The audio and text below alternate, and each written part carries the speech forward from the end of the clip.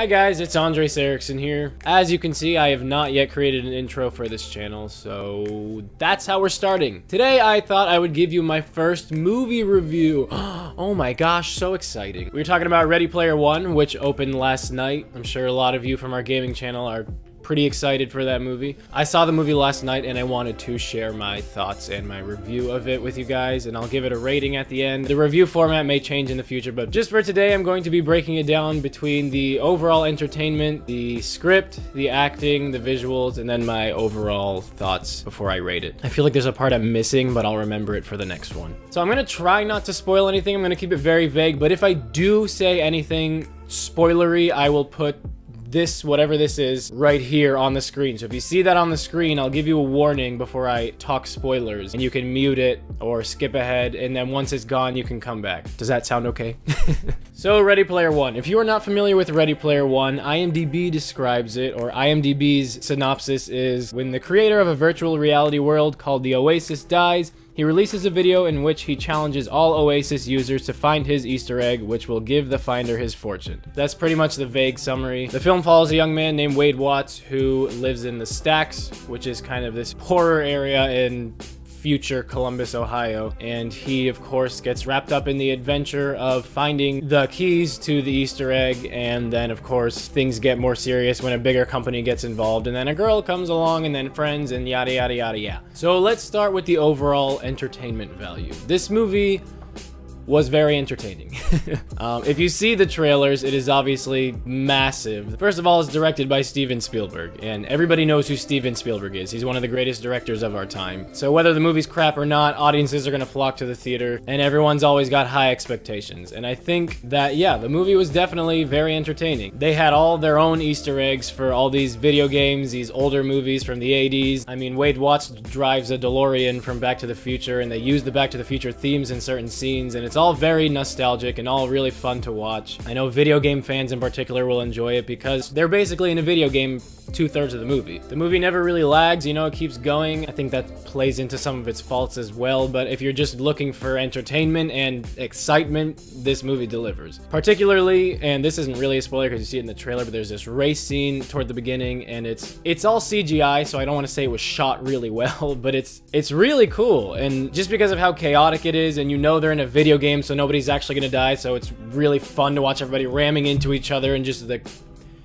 camera is just in the middle of it all, and it's just speeding through. And they also didn't put any music in that scene, and I think that was a smart choice because it makes it more intense, and you don't really want to look away because it's really, it's quite a spectacle. There's also another scene that I really enjoyed, and this is a spoiler just because of where they're going. If you don't want to know anything about the movie, here you go. It's not that big of a deal, but there's a part when they're in the Oasis and Wade and his friends go into the movie The Shining. If you've ever seen that movie, it's a very famous horror movie. I think the book was better, not to be like, oh. But if you know the movie, it's super fun, and it's really funny to watch them kind of be in that area and kind of come up against certain scenes and characters that are in that movie. It's really funny and it's fun to watch. You can come back now, it's gone. Now let's move on to the actors. I think it's safe to say the movie definitely was a lot more focused on the spectacle of everything than the real human emotions and situations, which is fine. I mean, every movie's different. It's just that kind of movie. That being said, everybody did a good job. I mean, there aren't any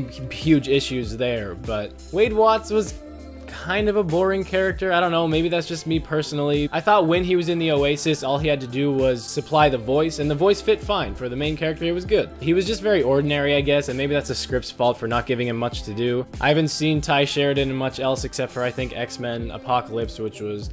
I mean, he was fine in that, and he was fine in this. I guess we'll see where he goes. Olivia Cooke, who plays Artemis, I thought did well. I'm kind of biased because I really like her and everything I see. I think she's very different from a lot of other actresses her age. She was good in Bates Motel. She was great in Me and Earl, a Dying Girl. She was just in Thoroughbreds, which was okay, but the best part about it was her and the other actress. It was great having her around, but again, the script didn't give her much to really do. And then Ben Mendelsohn, or Mendelsohn, I don't know. He plays the antagonist in this movie, and I think he does a great job playing any antagonist. You might recognize him from Rogue One, where he played the bad guy in that too, and I just think he's so good at being the bad guy. He has a great voice for it, and he just has so much control well as an actor. And I feel like he's just one of those actors that you just kind of like watch. I feel like he really brought the intensity of the company he was running and the weight of the movie. The rest of the friends that were with Wade and Artemis were, they were kind of forgettable. I know that's kind of mean.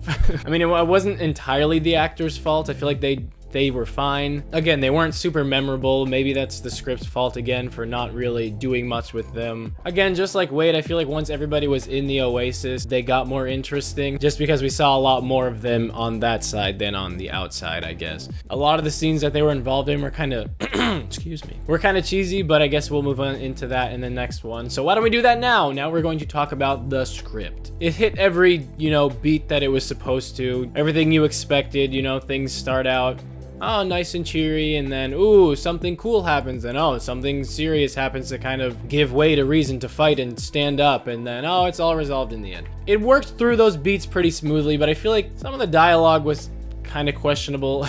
I was kind of reminded while watching it that like, oh yeah, this is a kid's movie, which is obviously okay, but just, I guess personally, I was just like, I was kind of hoping this would take itself more seriously, because it does kind of stay pretty shallow the entire time. Again, it focused a lot more on the entertainment value, which was, I guess, what you should expect just from seeing the trailer. But yeah, a lot of the banter between the friends was just kind of like, okay, like I get it, you have to be friends and say things to each other and be chummy. And then the aunt was just kind of a throwaway character. I'm sure in the book it got a lot more detailed with Wade's family and where he was coming from, but spoiler alert, I'll give you 2 seconds.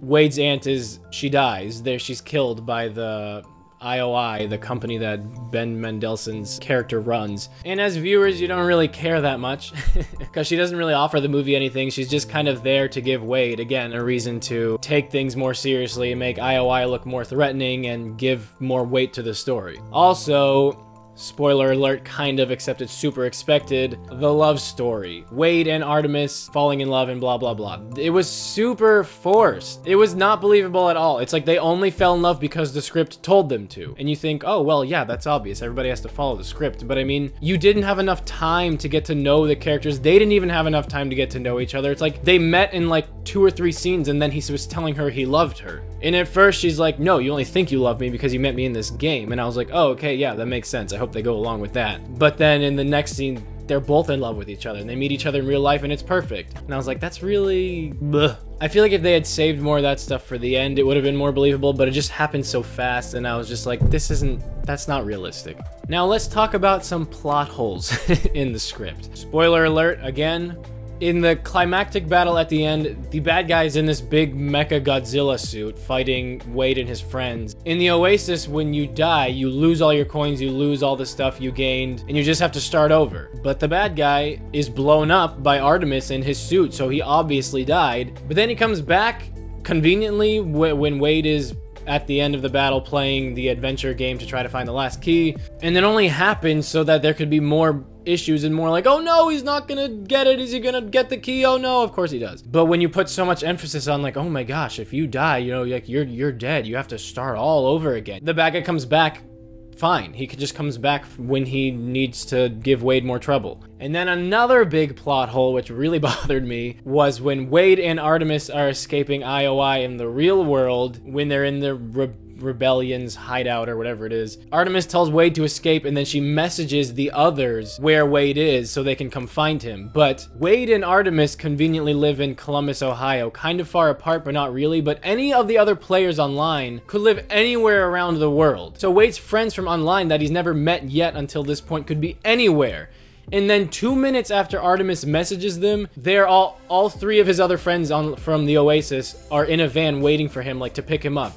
How did they all get to Columbus in that short amount of time? Like, they all lived in Columbus? What are the odds of that? That makes no sense. And I'm sure you could be like, oh, well, between the cuts or the shots, I'm sure there was more time that went by. But it's like, it's literally the same scene. He runs out, and then he runs onto the street, and she messages them, and then they're all like, okay, let's go. And they all teleport there in the real world? That doesn't make any sense. Again, it doesn't really matter because I'm just being picky, and again, the movie was just made to be very entertaining, and it was. So I'm going to touch on the visuals real quick before we wrap things up. Guess what? They were fantastic. Obviously, you can tell from the trailer this is some really well done CGI. A lot of the stuff in the Oasis looks very video gamey, but it's supposed to because they're in a video game. Obviously, you can go wrong with CGI if it's too overdone or it's too messy and convoluted like Justice League. But it worked really well here, and it should have, and it did, and I think they did a really good job with that. They could move from one scene that was really exciting and chaotic, but very easy to tell what's going on and really visually pleasing,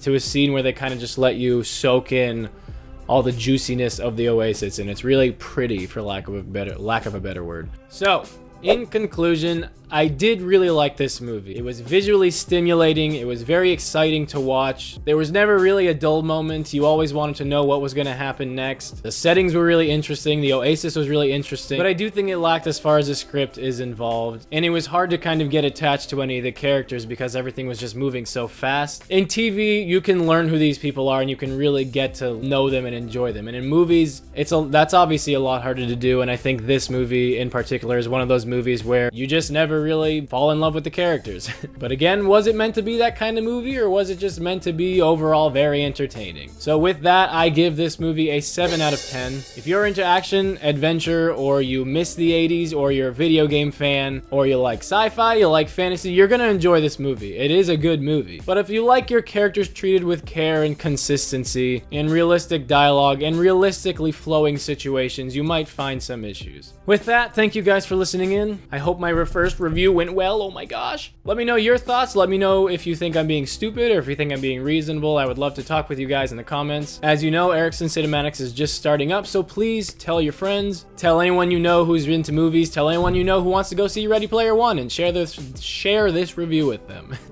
And if you haven't already, please like and please subscribe to show your support. We'll have a lot to offer you on this channel. We've got reviews, discussions, we're gonna do debates, we're gonna have more organized, edited countdown videos or comedic videos, and check out our Erickson Gaming channel while you're at it to kind of see who we are and our sense of humor and what kind of things we can do. Thanks again, guys, and I will talk to you later. Bye-bye.